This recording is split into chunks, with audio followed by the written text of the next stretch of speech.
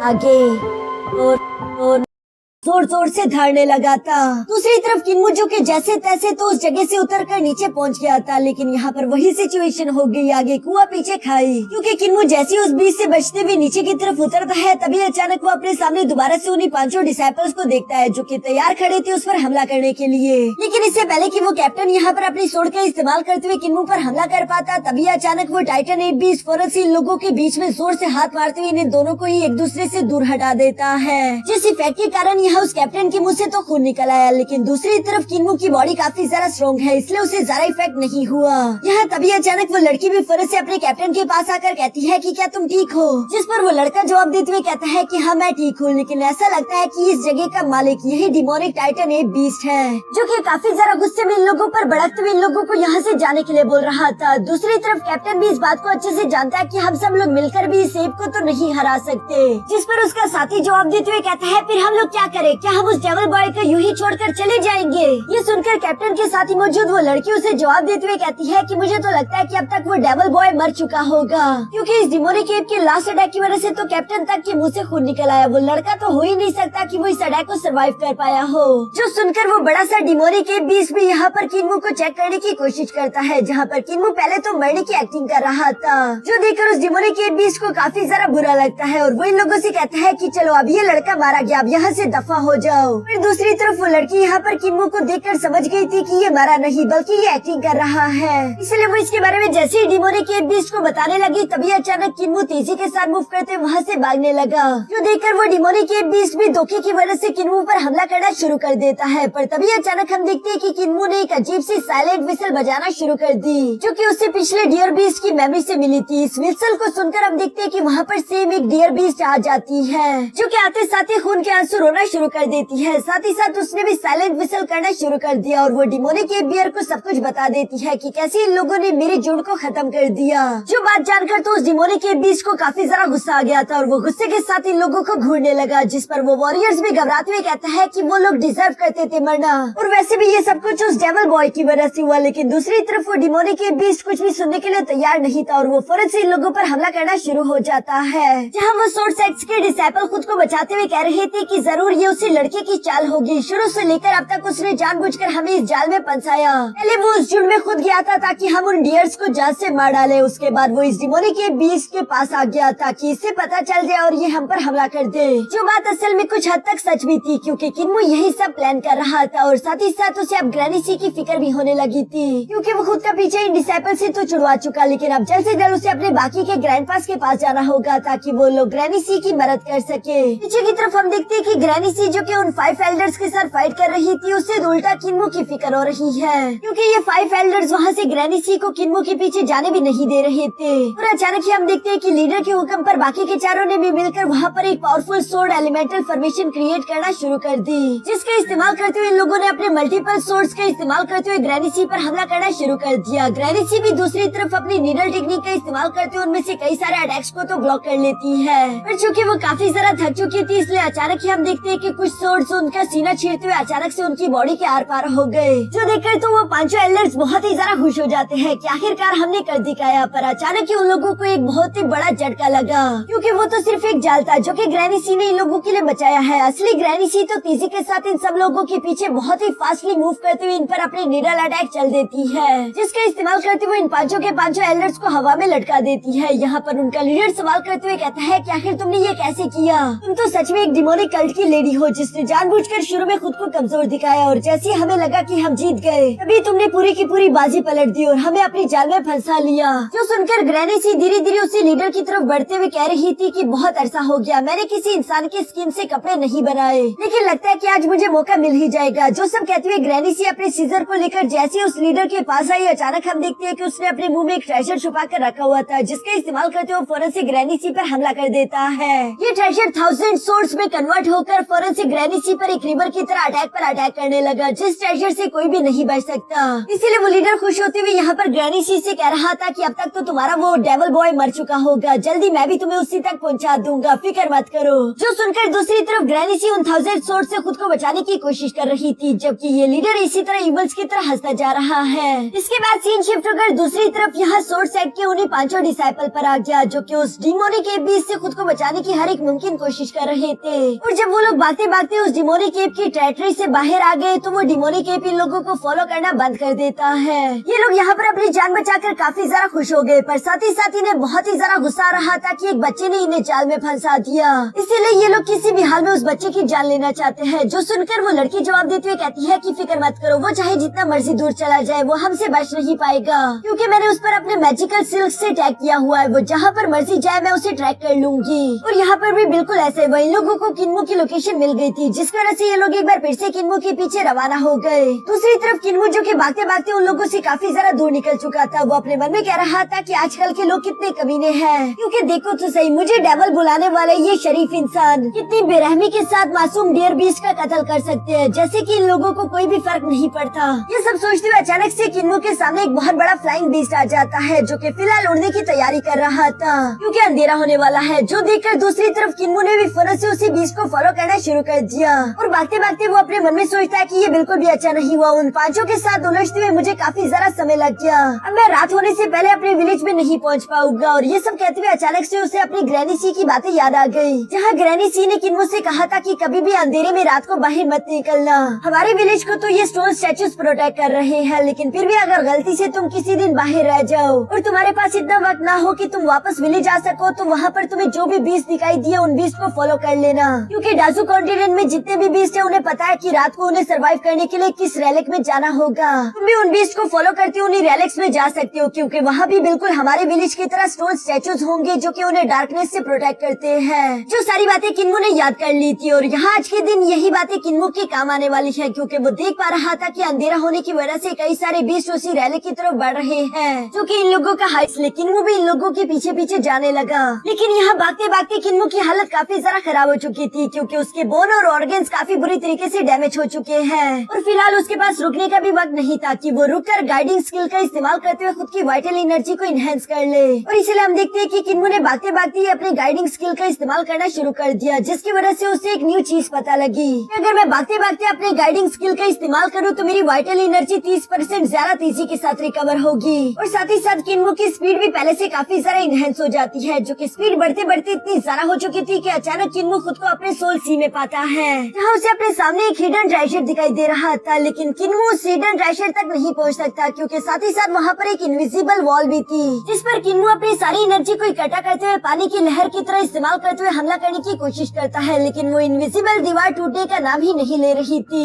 इस इनविजिबल दीवार को देखकर किन्मो को काफी ज्यादा हैरानगी हुई। फिर उसे अपने चीफ एल्डर की बात याद आई, जिन्होंने किन्मो को बताया था कि हर एक कल्टिवेटर की बॉडी में टोटल 7 ग्रेट डिवाइन ट्रेजर्स होते हैं, जो कि उसकी बॉडी के अलग अलग पार्ट्स में मौजूद होंगे। इन्हें हासिल करने के लिए सबसे पहले तुम्हें उन वॉल्स को तोड़ना होगा जो कि इसके आसपास मौजूद है। सबसे पहले ग्रेट डिवाइन ट्रेजर को हासिल करने के लिए तुम्हें स्पिरिट एम्ब्रियो वॉल को ब्रेक करना होगा, जो कि तुम्हारे फोरहेड में मौजूद है। लेकिन किन्मो उस इनविजिबल वॉल को ब्रेक नहीं कर पा रहा था, और अचानक ही हम देखते हैं कि वहाँ पर एक अजीब सा मंत्र पढ़ने शुरू हो गया, जिन मंत्रों वाली आवाजों की वजह से किन्मो की सोल सी अजीब से रिएक्ट कर रही थी। किन्मो खुद भी हैरान होकर यही सोच रहा था कि आखिर ये आवाजें है क्या और यहाँ पर ये सब चल क्या रहा है। इसके बाद सीन शिफ्ट होकर पीछे की तरफ मौजूद ग्रैनी सी पर भी आ जाता है, जहाँ पर हम देखते हैं कि उसने अपनी सीजर का इस्तेमाल करते हुए पूरे 6832 सोर्स को तोड़ दिया था, जो देखकर तो उस सोर्स सेट के एल्डर को बिल्कुल भी अपनी आंखों पर यकीन नहीं आ रहा था। वो कहता है कि ये बिल्कुल इम्पॉसिबल है, इतनी क्लोज रेंज में इतनी सारी सोर्स को डॉज करना और साथ ही साथ उन्हें तोड़ना। डाजू कॉन्टिनेंट में ऐसा कोई भी नहीं जो ये काम कर पाया। आखिर बताओ कि तुम हो कौन। यहाँ पर उस लीडर की एक सोर्ड तो ग्रैनी सी की पीठ में लग चुकी थी, जिसे ग्रैनी सी जब हटाने की कोशिश करती है तो उसके अंदर से हवा निकलने लगी।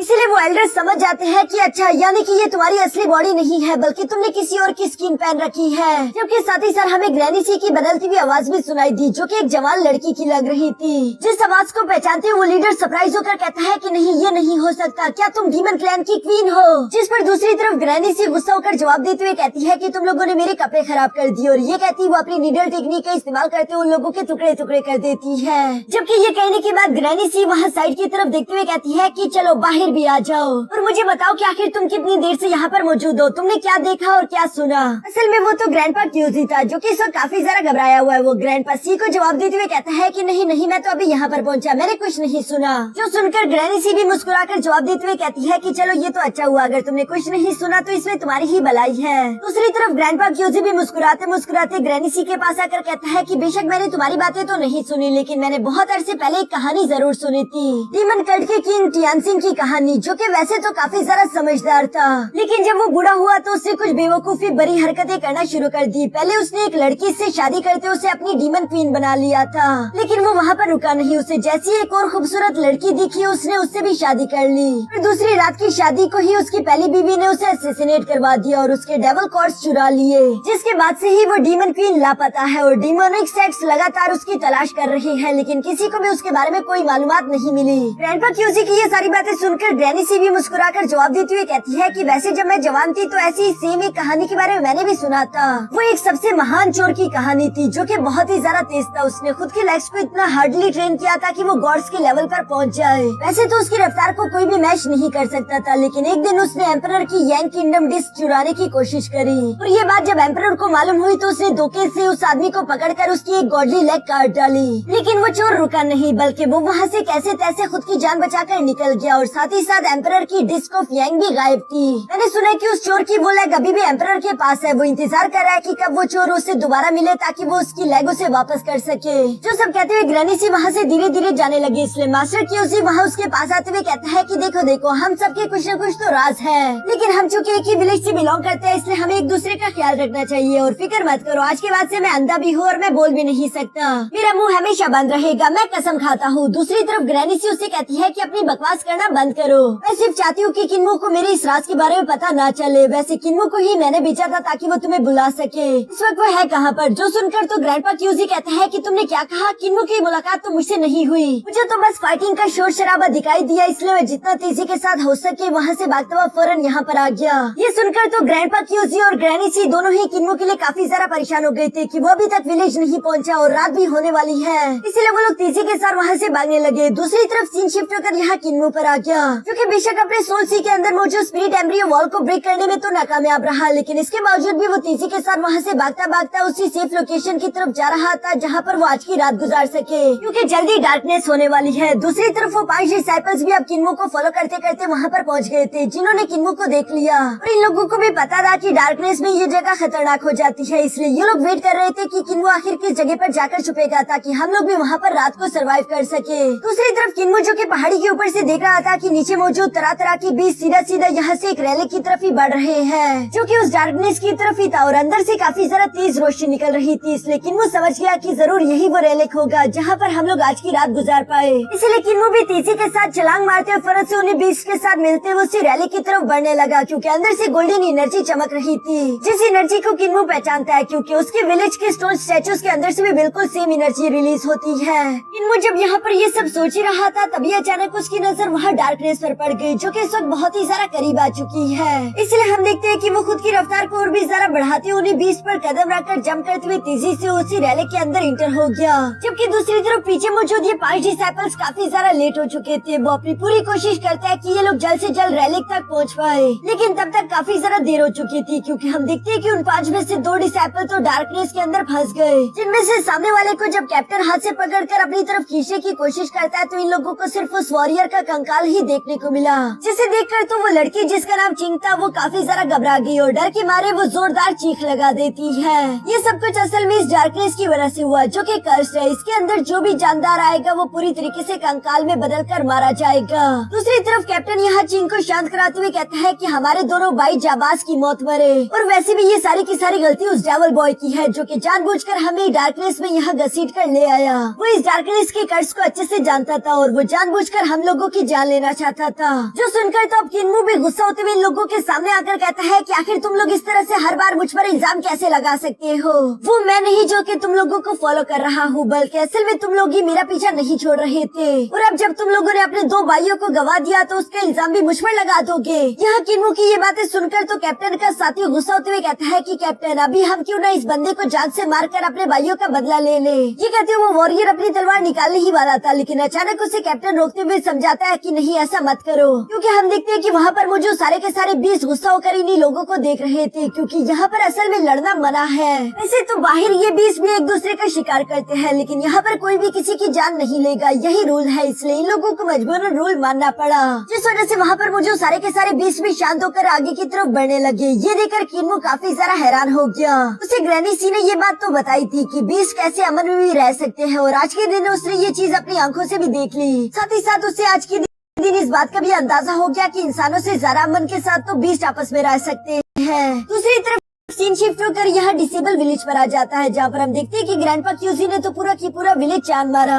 लेकिन इन लोगों को तो किन्मो कहीं पर भी दिखाई नहीं दे रहा था। इसलिए ग्रैनी सी बहुत ही ज्यादा परेशान हो रही थी। वो तो इवन यहाँ तक फैसला कर चुकी थी कि वो इस डार्कनेस में भी किन्मो को ढूंढने के लिए जरूर जाएगी, लेकिन विलेज चीफ उसे मना करते हुए कहता है कि ऐसा मत करो, ऑलरेडी डार्कनेस हो चुकी है, और वैसे भी हमने किन्मो को सब कुछ सिखा दिया हुआ है। अगर उसने हमारी बातें सीखी हुई, मुझे पूरे यकीन है कि वो आज की रात को किसी न किसी तरह सर्वाइव कर लेगा। जो सुनकर ग्रैनी सी भी अपने मन में कह रही थी कि किन्मो तुम्हें स्मार्ट बनना होगा, और प्लीज चाहे कुछ भी हो जाए मरना मत। यहाँ पर हमें देखने को मिलता है कि ग्रैनी सी किन्मो से कितना ज्यादा प्यार करती है। इसके बाद सीन शिफ्ट होकर दूसरी तरफ किन्यू पर आ गया था, जो कि उसी रेलिक में मौजूद अपने लिए कोई छोटा मोटा डिफेंसिव टूल बना रहा था, ताकि वो इसका इस्तेमाल करते खुद को बचा सके। जिस दौरान उसने अपने लिए गुलाल बना ली थी, लेकिन जैसे उसकी नजर बाकी के 3 डिसाइफर्स पर पड़ी तो वो लोग भी किसी चीज की तलाश कर रहे थे। इसलिए किन्मो ने उन पर नजर रखी और चुपकर वो उनकी बातें सुन रहा था। वो तीनों डिसाइपल्स वहाँ के पिलर्स पर लिखे हुए अक्षरों को पढ़कर समझ आते हैं कि कभी के टाइम यहाँ पर गॉड्स रहा करते थे, लेकिन अब तो ये जगह पूरी तरीके से खंडर बन चुकी है। आखिर गॉड्स कहाँ पर चले गए होंगे? जिस पर कैप्टन कहता है कि वैसे इस बात से हमें कोई फर्क नहीं पड़ता, लेकिन चूंकि गॉड्स यहाँ पर रहा करते थे तो हो सकता है कि यहाँ पर हमें कोई कीमती पावरफुल ट्रेजर भी मिल जाए, इसलिए चारों तरफ तलाश करना शुरू कर दो। जो सुनकर ये तीनों बिल्कुल ऐसे ही करते हैं। किन्मो तो ये सुनकर और भी ज्यादा परेशान हो गया था, क्योंकि वो अपने मन में सोच रहा था कि अगर इन लोगों को कोई और पावरफुल ट्रेजर मिल गया फिर तो मेरी जान और भी ज्यादा खतरे में आ जाएगी।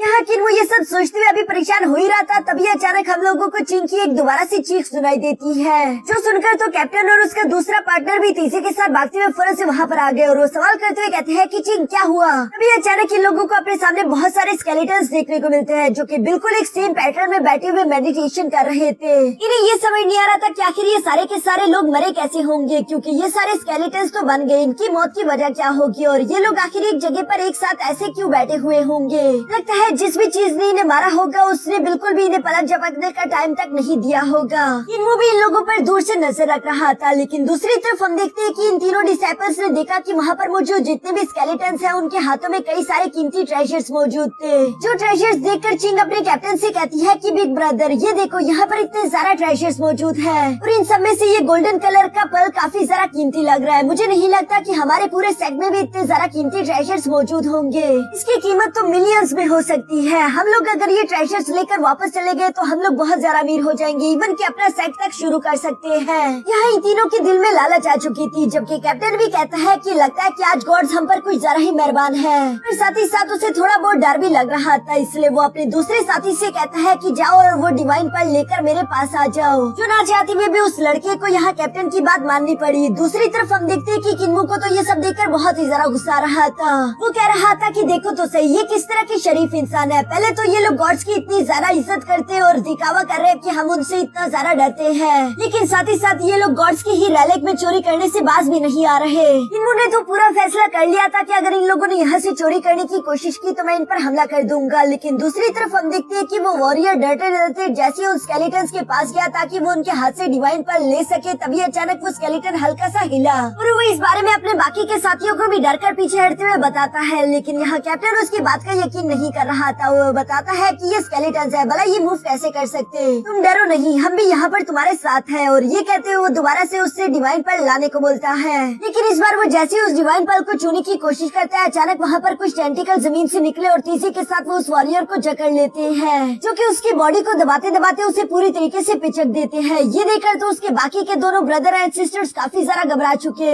इवन कि किन्मो भी ये मंजर देखकर काफी ज्यादा खौफजदा हो चुका था। दूसरी तरफ चिंग यहाँ पर अपने बिग ब्रदर से कहती है कि कैप्टन अब सिर्फ तुम और मैं ही बचे हैं, हमने अपने 3 भाइयों को गवा दिया, आखिर हम इसके बारे में अपने लीडर को क्या जवाब देंगे? जिस पर कैप्टन जवाब देते हुए कहता है कि हम यही बताएंगे कि हमने उस डेविल किड को पकड़ने की कोशिश करी, लेकिन उस डेविल किड ने हमारे 3 साथियों को जान से मार डाला, वो हद से ज्यादा ताकतवर निकला। जो सुनकर किन्मो दूसरी तरफ अपने मन में सोचता है कि ये कितने बड़े कमीने हैं। पहले तो इन लोगों ने ट्रेजर्स के लिए अपने भाइयों की जान गंवा दी, और साथ ही साथ ये लोग खुद को बचाने के लिए सारा के सारा इल्जाम भी अब मुझ पर डाल रहे हैं। मेरा दिल तो करता है कि मैं इन दोनों को भी जान से मार डालूं, लेकिन अफसोस की बात की वो इनका कैप्टन थोड़ा सा ज्यादा ताकतवर है। मुझे नहीं लगता कि मैं उसे अकेले हरा पाऊंगा, लेकिन अगर किसी तरह से मैंने अपना स्पिरिट एम्ब्रियो वॉल ब्रेक कर लिया तो शायद मैं उसके लेवल के बराबर आ जाऊं और उसे हराने का कोई तरीका भी मुझे मिल जाए। यहाँ जब किन्मो ये सब सोच रहा था तभी अचानक उस रेलिक में दोबारा से हलचल होना शुरू हो गई, और ये सब किसी और की वजह से नहीं बल्कि उस डार्कनेस में मौजूद डीमंस की वजह से हो रहा था, जो कि इस गॉड्स की रेलिक के अंदर घुसने की कोशिश कर रहे थे। पर तभी अचानक वहाँ पर इन डीमंस का कर्स गॉड आ जाता है, जो कि साइज में तो काफी जरा बड़ा था, इसलिए वो आसानी के साथ रेलिक के दरवाजे को पार करके अंदर आ जाता है। जिंग तो उसे देखकर पूरी तरीके से घबरा गई थी और वो हैरान होते हुए कहती है कि आखिर ये है क्या। अभी अचानक कैप्टन उसे हाथ से पकड़ते वहाँ से भगा कर लेकर जाते हुए कहता है कि ये ट्रू डीमन गॉड ज़ेंग है, जो कि अंडरवर्ल्ड से यहाँ पर आया है। ये सब बोलते हुए वो चिंग को लेकर वहाँ से बचाते हुए जा रहा था, पर तभी अचानक उसके सामने किन्मो आ गया, जिसे वो हाथ से पकड़ते हुए कहता है कि डेविल किड आखिर तुम कहाँ भाग रहे हो, तुम तो मरना डिजर्व करते हो। और ये कहती है वो उसे हाथ से पकड़ते हुए फौरन उस डीमन के सामने पटक चुका। यहाँ पर हम देखते हैं कि वो डिमोनिक कर्स गॉड जैसे जैसे आगे की तरफ बढ़ता जा रहा है वो साथ ही साथ एक डिमोनिक मंत्र को भी परफॉर्म कर रहा था, जिस मंत्र के शब्द इतने ज्यादा खतरनाक थे कि वो किन्मो को हिट करते हुए पीछे की तरफ पटक देते हैं। किन्मो की सोल को उसकी वजह से काफी झटका पड़ा। वो बहुत ही मुश्किल से खुद को संभालते हुए एक जगह पर जाकर चुप गया और वो साथ ही साथ अपने मन में कह रहा था कि आखिर ये किस तरह की टेक्निक थी। ऐसा लग रहा था कि इसकी वजह से मेरी पूरी की पूरी सोल तक शैटर हो जाएगी। यहाँ पर किन्मो जब ये सब सोच रहा था तभी अचानक हम उन स्केलेटन्स को देखते हैं, जिनके हाथों से कुछ देर पहले सोर्स सेक्ट्स के डिसाइपल ने वो ट्रेजर्स चुराने की कोशिश करी थी। अभी इन स्केलेटन्स के अंदर से बहुत ही जरा तेज एनर्जी अनलीश हो रही है, जहाँ देखते देखते वो सारे के सारे स्केलेटन्स दोबारा से जिंदा हो गए और साथ ही साथ इनकी बॉडी से काफी ज्यादा हेवनली ऑरा भी अनलीश हो रहा था। बीच में मौजूद वो लड़की जिसके हाथ में बांसुरी है वो किसी गॉडेस की तरह लग रही थी, जो कि यहाँ इस रैली को प्रोटेक्ट करने के लिए अपने साथियों के साथ मिलकर कुछ मंत्र परफॉर्म करना शुरू कर देती है।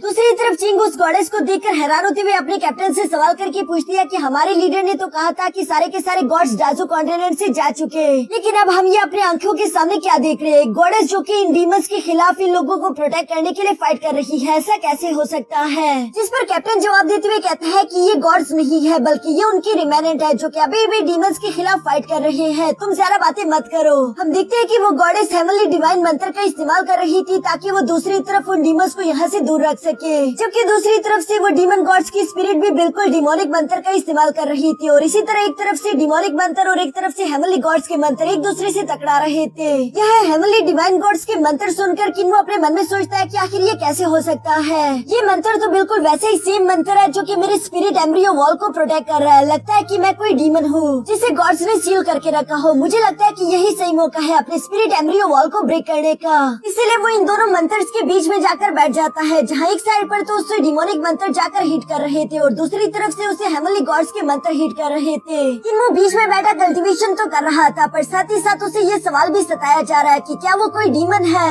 जिस पर वो खुद को समझाते हुए कहता है कि नहीं, मुझे मेरे ग्रैंडपास ने बताया कि मैं कोई डीमन नहीं बल्कि एक इंसान हूँ और मुझे उन पर पूरा यकीन है। जो कहते हैं किन्मो यहाँ पर गॉड्स के मंत्र को परफॉर्म करते हुए अपनी सारी एनर्जी इकट्ठा करके उस वॉल को एक जोरदार पंच करता है, लेकिन वो इस वॉल को ब्रेक नहीं कर पाता, उल्टा वो हिट होते हुए थोड़ा सा इंजर्ड हो जाता है। बाहर की तरफ से चिंग और कैप्टन भी ये सारा नजारा होता हुआ देख रहे थे और उन्हें अपनी आंखों पर बिल्कुल भी यकीन नहीं आ रहा कि आखिर ये बात पॉसिबल कैसे। एक मामूली सा लड़का डीमंस और गॉड्स दोनों के मंत्र को हैंडल कर रहा है और उसकी बॉडी डिस्ट्रॉय भी नहीं हो रही। यहाँ चूँकि जब किन्मो गॉड्स के मंत्र का इस्तेमाल करते हुए स्पिरिट एम्ब्रियो वॉल को ब्रेक नहीं कर पाया, तो इसलिए हम देखते हैं कि अगली बार उसने डिमोनिक मंत्र का इस्तेमाल करते उस एम्ब्रियो वॉल को ब्रेक करने की कोशिश करी, जिसमें इस बार एक क्रैक पड़ जाता है। ये देखकर किन्मो खुश होते हुए उस एनर्जी को महसूस करते हुए कह रहा था कि क्या ये मेरी स्पिरिट एम्ब्रियो वॉल की एनर्जी है। फिर तभी अचानक वो देखता है कि हेवनली डिवाइन गॉड मंत्र दोबारा से उस क्रैक वॉल को ठीक कर रहे थे, जो देखकर तो किन्मो काफी जरा हैरान हो गया, लेकिन वो अभी भी हार मानने के लिए तैयार नहीं था, बल्कि वो दोबारा से अपनी स्पिरिट एम्ब्रियो वॉल को ब्रेक करने की कोशिश करना शुरू कर देता है। और दोस्तों, मे भी आप लोग भी यही सोच रहे हो कि आखिर ये डीमंस के मंत्र किन्मो के काम कैसे आ रहे हैं, जबकि उल्टा हेवनली डिवाइन गॉड्स के मंत्र यहाँ किन्मो के खिलाफ रिएक्ट कर रहे हैं। ऐसा क्यों? तो दोस्तों, ये इसलिए क्योंकि किन्मो भी अंडरवर्ल्ड में पैदा हुआ है, जो जगह हेल से भी 100 गुना ज्यादा खतरनाक है, जबकि गॉड्स वहाँ के लोगों की फुल पोटेंशियल को यूज नहीं होता हुआ देखना चाहते, इसलिए गॉड्स ने ही इन लोगों की बॉडी पर सील लगाए हुए थे। अब यहाँ सीन शिफ्ट होकर वापस से रेलिक पर आ जाता है, जहाँ पर पूरी रात गुजर चुकी थी और आखिरकार सुबह हो गई। सुबह का उजाला होते ही हम देखते हैं कि वो डिमोनिक कर्स वहाँ से मजबूरन गायब होकर चला गया, जबकि दूसरी तरफ वो गॉडेस जो कि पूरी रात इस रेलिक को प्रोटेक्ट करती रही, वो भी दोबारा से स्केलेटन में ट्रांसफॉर्म हो जाती है। किन्मो तो सबसे पहले उस गॉडेस का शुक्रिया अदा करता है, क्योंकि आज की रात वो उसी गॉडेस की वजह से सरवाइव कर पाया। जबकि दूसरी तरफ सुबह होने की वजह से यहाँ सारे के सारे बीस्ट भी रेलिक से बाहर की तरफ जाने लगे। लेकिन दूसरी तरफ कैप्टन और चिंग अपने हथियार निकालते हुए फौरन से किन्मू पर उसे तानते हुए कहते हैं कि आप बताओ, अब तो सुबह हो गई, आखिर इस वक्त तुम बचकर कहाँ जाओगे, तुम्हारा टाइम खत्म हुआ। जो सुनकर किन्मू उन्हें जवाब देते हुए कहता है कि क्या तुम दोनों को मालूम नहीं कि रैली के अंदर फाइट करना मना है, और अगर तुम लोगों ने यहाँ पर मुझसे फाइट करने की कोशिश की तो ये सारे के सारे बीस्ट तुम्हारे दुश्मन बन जाएंगे। जिस पर चिंग उसे जवाब देते हुए कहती है कि आंखें खोलकर देखो, अब सुबह हो चुकी, ये सारे के सारे बीस्ट यहाँ से जा रहे हैं, वे अब हमसे कोई भी इस वक्त प्रोटेक्ट नहीं करेगा। किन्मू भी असल में इस बात को अच्छे से जानता था और वो ये भी जानता है कि मैं अकेले इन दोनों से फाइट नहीं कर सकता, इसलिए वो फौरन से स्मोक बॉम्ब का इस्तेमाल करते हुए वहाँ चारों तरफ धुआं कर देता है ताकि वो इन बीस्ट के साथ यहाँ से बाहर भाग सके। और किस्मत से उसके ये प्लान काम भी कर गया। लेकिन पीछे की तरफ कैप्टन और चिंग यहाँ किन्मू को यूँ भागता हुआ नहीं देख सकते थे, क्योंकि वो जानते थे कि अगर आज के दिन वो लोग यहाँ पर किन्मू का सर अपने मास्टर के पास ना लेकर गए तो उनके मास्टर बहुत ही ज्यादा डिसअपॉइंट होंगे। उन्हें किसी भी हाल में यहाँ इस डेविल बॉय को तो मारना ही होगा। इसलिए हम देखते हैं कि कैप्टन मिस चिंग से कहता है कि जाओ, तुम उससे बस कुछ भी करके बीच से जरा दूर हटा दो, जब वो बीच से दूर होगा तब मैं उस पर हमला करते हुए उसकी जान ले लूंगा। जो सुनकर चिंग बिल्कुल ऐसे ही करती है। उसकी रफ्तार बहुत ही ज्यादा तेज थी, जो कि फास्टली मूव करते हुए फौरन से यहाँ किन्मू के पास आकर उस पर हमला करना शुरू कर देती है। जहाँ पर हम देखते हैं कि मिस चिंग अपने पैरों का इस्तेमाल कर रही थी और उसके लेग स्किल्स काफी ज्यादा कमाल के थे, जिनके किक से वो यहाँ किन्मू को परेशान कर देती है। दूसरी तरफ किन्मू भी उसकी ये ताकत देखकर अपने मन में सोच रहा था कि कहीं इसने अपना एम्ब्रियो स्पिरिट वॉल ब्रेक तो नहीं कर लिया। यहाँ जब किन्मू ये सब सोच रहा था तभी अचानक हम देखते हैं कि सिस्टर चिंग उसे एक जोरदार किक करके पीछे हटा देती है। इस किक को खाकर किन्मू अपने मन में सोचने लगा कि आखिर मुझे डर किस बात का है, मेरे पास तो गॉड स्टीलिंग लेग्स है, और वैसे भी मुझे नहीं लगता कि ग्रैंडपा क्यूसी कभी भी किकिंग टेक्निक से डरे होंगे। यहाँ ये सोचने के बाद आखिरकार किन्मू ने एक बार फिर से सिस्टर चिंग का मुकाबला करने का फैसला कर लिया था, जहाँ पर हम देखते हैं कि वो तेजी के साथ जंप करते हुए सिस्टर चिंग के सामने आ गया और ये दोनों ही अपनी किकिंग टेक्निक्स का इस्तेमाल करते हुए एक दूसरे को किक करने की कोशिश करते हैं, जहाँ पर हम देखते हैं कि इन दोनों के पैर एक दूसरे से सीधा जाकर टकरा गए। लेकिन चूंकि किन्मू की बॉडी उसके ग्रैंडफादर्स की वजह से काफी ज्यादा स्ट्रॉन्ग थी, इसलिए हम देखते हैं कि यहाँ सिस्टर चिंग की तो पैर की हड्डी ही टूट गई, जो देखकर तो सिस्टर चिंग को अपनी आंखों पर यकीन ही नहीं आता, क्योंकि किन्मू की किकिंग टेक्निक काफी ज्यादा फास्ट थी। साथ ही साथ हम देखते हैं कि वो यहाँ पर अपने फ्लाइंग स्वॉर्ड टेक्निक का इस्तेमाल करते हुए किन्मू पर पीठ पीछे हमला करने की कोशिश करती है, लेकिन किन्मू ने उस अटैक को भी आसानी के साथ डॉज कर लिया था। और सिर्फ यही नहीं बल्कि वो मिस चिंग के मुंह पर एक जोरदार लात मारते हुए उससे बीस्ट के हजूम में गिरा देता है, जो देखकर कैप्टन को लग रहा था कि अब तो मिस चिंग मर चुकी होगी और ये उसी की बेवकूफी की वजह से हुआ, क्योंकि वो इतनी ज्यादा ताकतवर नहीं है, जबकि वो खुद को स्ट्रॉन्ग समझता था। लेकिन वो ये बात भी एडमिट करता था कि इस डेविल बॉय की किकिंग स्किल्स वाकई में कमाल के है, इसलिए मुझे जरा सावधान रहना होगा। और ये कहती है कैप्टन ने तीसी के साथ यहाँ अपने सोर्स को लेकर किन्मू पर हमला करना शुरू कर दिया, जहाँ वो लगातार अपने फ्लाइंग सोर्स का इस्तेमाल करते हुए किन्मू पर हमला करने की कोशिश करता है। दूसरी तरफ हम देखते हैं कि किन्मू भी खुद को उन फ्लाइंग सोर्स से बचाने के लिए लगातार उन बीच पर यहाँ वहाँ जंप्स करता जा रहा था। साथ ही साथ वो अपने मन में सोचता है कि किन्मू के पास कई सारे फ्लाइंग सोर्स वेपन्स है, अगर मुझे इसका मुकाबला करना है तो मुझे भी किसी न किसी वेपन की जरूरत पड़ेगी, खाली हाथ तो मैं इसका मुकाबला नहीं कर सकता। तो ये सोचती किन्मू को यहाँ पर अपने ग्रैंडपा जिया की बात याद आ गई, जिन्होंने किन्मू को बताया था कि अगर तुम अपनी एनर्जी को किसी भी चीज के अंदर इन्फ्यूज कर दो तो तुम उस चीज को अपने लिए वेपन की तरह इस्तेमाल कर पाओगे। जो सोचते किन्मू ने वहाँ पर फौरन एक स्टिक उठा ली, जिसके अंदर किन्मू जबरदस्ती अपनी एनर्जी इंजेक्ट करने की कोशिश करता है, जो देखकर तो कैप्टन को उस पर हंसी आ रही थी, क्योंकि सोर्ड्स का मुकाबला भला एक स्टिक कैसे ही करेगी। और हुआ भी ऐसे ही, वो अपने सोर्ड अटैक से किन्मू की स्टिक को तोड़ते हुए उसे एक जोरदार किक करके पीछे हटा देता है। लेकिन दूसरी बार जब उसने अपने सोर्ड अटैक से किन्मू पर हमला करने की कोशिश करी तो अचानक ही हम देखते हैं कि उसकी ये स्टिक पहले से स्ट्रॉन्ग हो चुकी है, जो कि कैप्टन के सोर्ड अटैक को आसानी के साथ ब्लॉक कर चुकी थी। ये देखकर कैप्टन को तो बिल्कुल भी अपनी आंखों पर यकीन नहीं आ रहा था कि आखिर ये कैसे हो सकता है। लेकिन दूसरी तरफ हम देखते हैं कि किन्मू ने उसे पीछे की तरफ धकेल दिया। साथ ही साथ वो अपने मन में सोचता है कि अब ये स्टिक छोटी हो चुकी, मैं अब इस स्टिक का इस्तेमाल करते हुए ग्रैंडपा बुचर की किलिंग नाइफ टेक्निक इस्तेमाल कर सकता हूँ। जो कहती है किन्मू ने तीसी के साथ जंप करते हुए यहाँ उसे स्टिक का इस्तेमाल करते हुए कैप्टन पर कई सारे स्लैश अटैक्स लगाना शुरू कर दिए थे। इवन की कैप्टन को भी किन्मू की वजह से परेशानी होने लगी।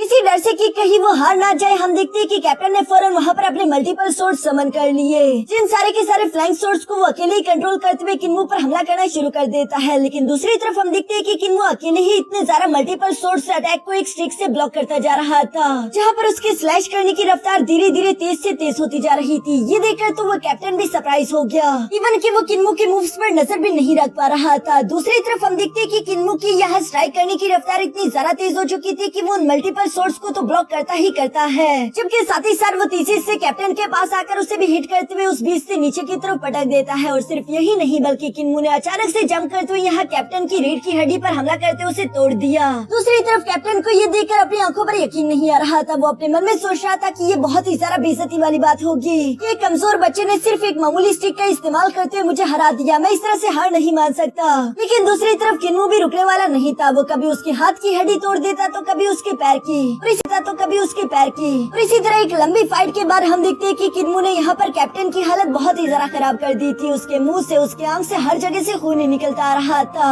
लेकिन कैप्टन अभी भी रुक नहीं रहा, बल्कि वो अपनी हर एक मुमकिन कोशिश कर रहा था किन्मू को जान से मारने के लिए। इवन की उसके सोड भी गिर चुकी है। जो सब देखते हुए किन्मू को ग्रैनी सी की बात याद आई, जहाँ ग्रैनी सी ने किन्मू से कहा था कि तुम्हें अपने दुश्मन की जान लेनी होगी। अगर उसकी बॉडी में जरा सी भी सांस या फिर हरकत रही तो वो तुम्हें मारने की अपनी पूरी कोशिश करेगा। यही बात याद करते हुए किन्मू ने कैप्टन के अटैक को तेजी के साथ डॉज कर लिया और वो मूव करते हुए अपनी सोड को फौरन से कैप्टन के पास आकर उसके गले में गुंसा देता है, जो कि उसके गले के आर पार हो चुकी थी। इसलिए वो मरते हुए कहता है कि ये नहीं हो सकता, मैं तुमसे नहीं हार सकता। लेकिन भला कहने से क्या ही होता है। हम देखते हैं कि किन्मू ने कैप्टन को मारकर नीचे गिरा दिया था। और तभी हमें सिस्टर चिंग देखने को मिलती है, जो कि अभी भी जिंदा थी और उसने अपने कैप्टन को अपनी आंखों के सामने मरता हुआ देख लिया। दूसरी तरफ किन्मू, जो कि इस लगातार लड़ाई की वजह से काफी सारा एग्जॉस्ट हो चुका था, वो एक बीच से छलांग मारते हुए कैसे तैसे नीचे उतर जाता है और वो खुद से कह रहा था कि मैं बहुत थक चुका हूँ। लेकिन ये जंग अभी खत्म नहीं हुई थी, क्योंकि तभी अचानक वहाँ पर सिस्टर चिंग भी आ गिरी, जिसकी बॉडी में अभी भी काफी ज्यादा एनर्जी बची हुई थी। इसलिए वो धीरे धीरे से किन्मू की तरफ बढ़ने लगी। दूसरी तरफ किन्मू अपने मन में सोच रहा था कि मेरे पास जरा सी भी एनर्जी नहीं है और मैं यहाँ से भाग भी नहीं सकता। अब मैं क्या करूँ? इस तरह तो ये लड़की मुझे जान से मार देगी। दोबारा से एनर्जी रिकवर करने के लिए मुझे समय चाहिए। यहाँ ये सब सोचते हुए किन्मू भी थोड़ा सा परेशान हो गया था, जबकि दूसरी तरफ सिस्टर चिंग यहाँ किन्मू के सामने आते उस पर अपने सोर्ड से हमला करने की कोशिश करती है ताकि वो अपने चारों मेंबर्स का बदला ले सके। लेकिन जैसे ही वो तलवार किन्मू की गर्दन तक पहुंची, अचानक से वो रुक गई। किन्मू और सिस्टर चिंग दोनों को कुछ समझ नहीं आ रहा था कि आखिर ये सब हुआ क्या। पर तभी अचानक हमें देखने को मिलता है कि ये सब कुछ ग्रैनी सी ने किया था, क्योंकि वो यहाँ पर पहुंच चुकी है, जिसने अपनी निडल टेक्निक का इस्तेमाल करते हुए इस अटैक को ब्लॉक कर लिया था। साथ ही साथ वो काफी जरा इवल अंदाज में कह रही थी कि लड़की तुम काफी जरा क्यूट हो, मैं तो पहली नजर में ही तुम्हें एक्सेप्ट कर चुकी हूँ। दूसरी तरफ हम देखते हैं कि किन्मू भी यहाँ पर ग्रैनी सी को देखकर काफी जरा खुश हो गया, जबकि उसके बाकी के ग्रैंडपास भी यहाँ पर आए हुए थे। ग्रैनी सी यहाँ पर उस लड़की से कहती है कि किन्मू को बड़ा करने में हम लोगों ने बहुत हार्ड वर्क करी है। हमें तो परेशानी हो रही थी क्योंकि किन्मू ने पहली दफा यहाँ घर से दूर रात गुजारी, वो भी एक स्ट्रेंजर के साथ। दूसरी तरफ सिस्टर चिंग तो यहाँ पर अपने सामने इन सारे बूढ़ों को देखकर काफी सारा डर चुकी थी और वो डरते हुए कहती है कि मास्टर्स, आखिर मेरे मास्टर्स कहाँ पर है? जो सुनकर ग्रैनी सी जवाब देते हुए कहती है कि कहीं तुम उन 5 बुढ़ाओं की बात तो नहीं कर रही? मैंने ऑलरेडी उन सबको मारकर उनकी स्किन से कपड़े भी बना लिए। जो सुनकर तो सिस्टर चिंग को काफी जरा बड़ा झटका लगा। वो ये झटका बर्दाश्त नहीं कर पाती और वो गुस्से के साथ आगे की तरफ बढ़ते हुए ग्रैनी सी की गर्दन पर हमला करने की कोशिश करती है। और इससे पहले कि वो ग्रैनी सी के पास भी पहुंच पाती, तभी अचानक ग्रैंडपा बुचर ने तीसरी के साथ जंप करते हुए अपने नाइफ के एक ही हमले से उसे जलाकर राख कर दिया। यहाँ अब चूंकि सारी प्रॉब्लम खत्म हो चुकी थी, तो किन्मू फौरन से खड़ा होकर ग्रैंडपा बुचर के पास जाते हुए कहता है कि आखिर आप सब लोग यहाँ पर कब पहुँचे? जिस पर ग्रैंडपा बुचर जवाब देते हुए कहता है कि जब तुम बीच की कमर पर उन लोगों से फाइट कर रहे थे तभी हम यहाँ पर पहुँच गए थे, लेकिन हम लोग पीछे रहकर इस फाइट के मजे ले रहे थे और मुझे मालूम हुआ कि तुम अभी भी काफी ज्यादा कमजोर हो। तुम्हें और ज्यादा ट्रेनिंग चाहिए, क्योंकि तुम्हें पूरे 5476 कट्स लगाने पड़े उसे एक आदमी को मारने के लिए। जो सुनकर तो बेचारा किन्मू उनसे कहता है कि आखिर आप लोग कैसे ग्रैंड पास हो? आप लोग देख भी रहे थे कि आपका पोता यूं मौत की कगार में पहुंचने वाला है, लेकिन आप लोग मेरी मदद करने की बजाय मजे ले रहे थे। ये बहुत बुरी बात है। यहाँ जब किन्मू ये सब कह रहा था तो उसका अंधा ग्रैंडपा आगे की तरफ आते हुए कहता है कि इन 2 लोगों ने ऑलमोस्ट तुम्हें मार ही डाला था। ये जानते हुए भी कि तुम्हारे पास ओवरलोड बॉडी है, तुम इतने ज्यादा कमजोर कैसे हो सकते हो? तुम्हें सच में और सारा ट्रेनिंग चाहिए। लेकिन यहाँ पर ग्रैंडपा जिया जिस तरफ देखकर किन्मू को डालने की कोशिश कर रहे थे, किन्मू तो वहाँ पर था ही नहीं, बल्कि वो साइड पर यहाँ चिल्लाते हुए कहता है कि ग्रैंडपा जिया मैं यहाँ पर हूँ। जो सुनकर तो सब लोग हंस रहे थे। इसके बाद हम देखते हैं कि बारी बारी सारे के सारे ग्रैंडपास किन्मू को बताते हैं कि तुम्हें इससे क्या क्या सीखना चाहिए।